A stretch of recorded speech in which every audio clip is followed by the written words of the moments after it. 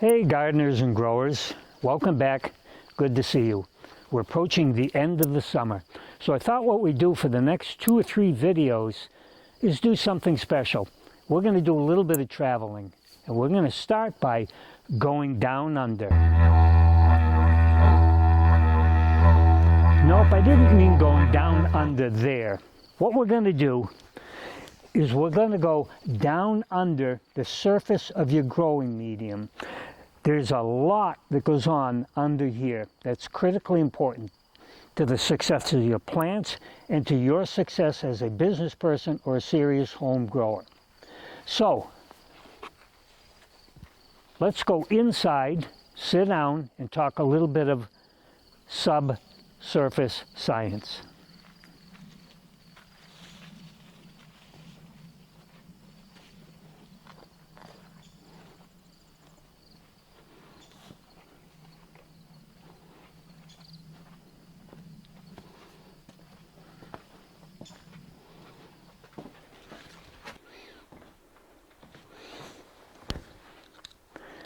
So one of the things we're going to look at today is a process called EC outflow testing. We're not going to discuss what EC is or the importance of it. I've done a couple of fairly long videos looking at the whole science of EC meters, how they function, what ionic solutions are when we're talking about fertilizers. So if you have any questions on the science of EC, what it is, why it's so important, how we test it, how EC meters work, go back and look at a couple of my previous videos specifically looking at these issues. We know that EC is critically important because it relates to how much or how little we're fertilizing our plants, and nutrient uptake and utilization by the plant is one of those absolute critical factors that we have to be very aware of when we're going to be successfully growing either a commercial crop or a home crop. So to do this critically important test, and I can't emphasize too strongly that if there were one test that I wish I could get either commercial growers or serious home growers to do, it would be EC outflow testing. I go into large commercial operations all the time that are having problems. The first thing I'll ask them for is their grow log to look at things like EC input, EC outflow testing. It's that important. Please take the time to look at the videos on why EC is so important. And today we're going to show you how to monitor perhaps the most critical element in your grow operation, and that's monitoring what's happening in this grow medium below surface. It'll tell you what's going on with your plant, why it might be looking ill, showing signs of toxicity, not growing fast enough. So let's quickly look at how to do this critically important but very simple test. We need just a few things. Obviously, we need the plant that you're growing. Now we're sitting here with a container of gomphrena that I could be growing on the deck, or we could be growing in a commercial greenhouse. This could be any plant. It could be my tomatoes, my pepper plants, my flowers. For you medicinal growers, we're talking to you because this is one of the most critical tests we do in a commercial operation. So we need the plant. We're going to make the assumption that you have been following the feed schedule appropriate for the plant that you're growing. And remember, the feed schedule will tell you what concentration of fertilizer to be using at different growth stages. So we're going to make the assumption you have been following that. Now we're going to show you how to understand whether your plant is using that as efficiently as possible. So we need the plant. The first step we're going to do in testing this EC output is we're going to water slash irrigate, water slash fertilize, which if you remember that's fertigation. So we're going to feed this on your normal schedule with the fertilizer concentration that you have been using all along. So we're going to fertigate this, and then what we're going to do is we're going to wait 1 hour. Okay, so we've waited our hour, and you may be asking, well, geez, I couldn't get back in an hour. It's been an hour and 10 minutes, or I've got to go somewhere, so it's only been 50 minutes. It's approximately an hour, 45 minutes, an hour and a half. So we've fertigated as normal, and we've waited 1 hour. The next thing we want to do is to take that plant. It may already be sitting in a saucer. If not, you can put a saucer underneath it. For those of you commercial growers, you probably have benches where you can collect underneath, so you can be creative in how you do this next step. But what we want to do is we want to have some way of collecting the water that we're now going to be putting into the grow medium. We're going to take distilled water or RO water. We want distilled water or RO water so that we're not inputting any more background nutrients or background salts. So we're going to take distilled water or RO water, and we're going to pour enough of this in until we start seeing some outflow. You can see now we're starting to get an outflow. I want to put in enough water at the top so we get approximately 50 milliliters of water out. 50 millimeters is going to be about a shot glass. This is a graduated shot glass. So we're seeing an outflow here. I'm going to put a little more in.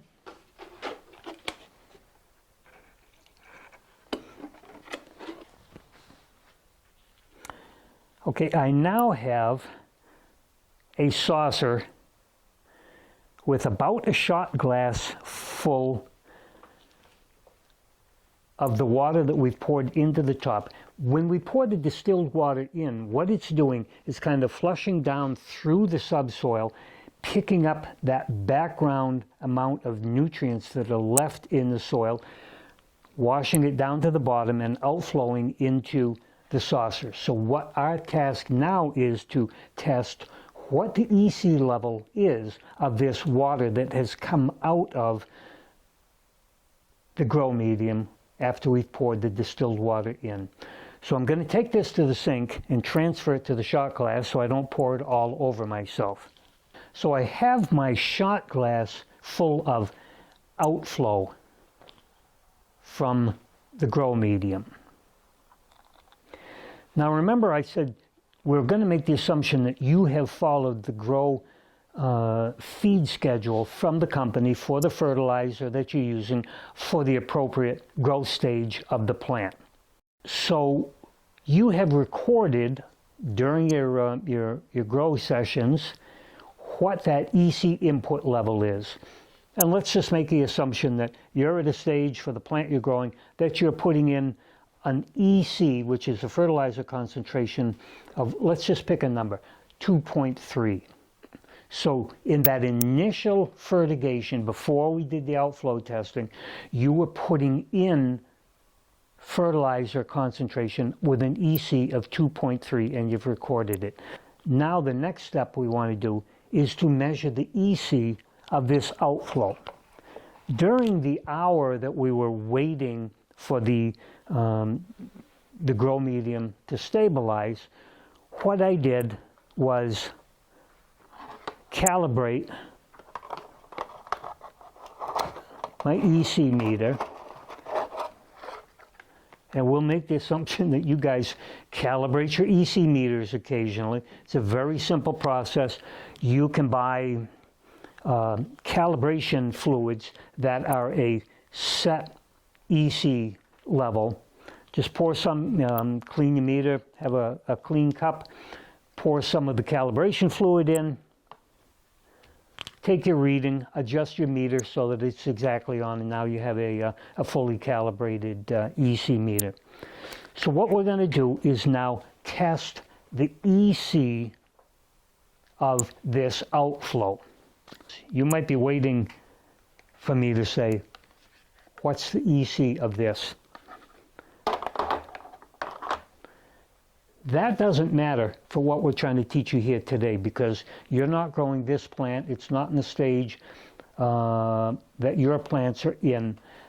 But what is important is how this relates to what we put in when we fertigated these to begin with. So we're going to go back to that assumption that we are putting in an EC of 2.3. So let's look at the 3 possible scenarios that you will see for the EC level coming out in this EC outflow testing. We're going in at 2.3. What's coming out?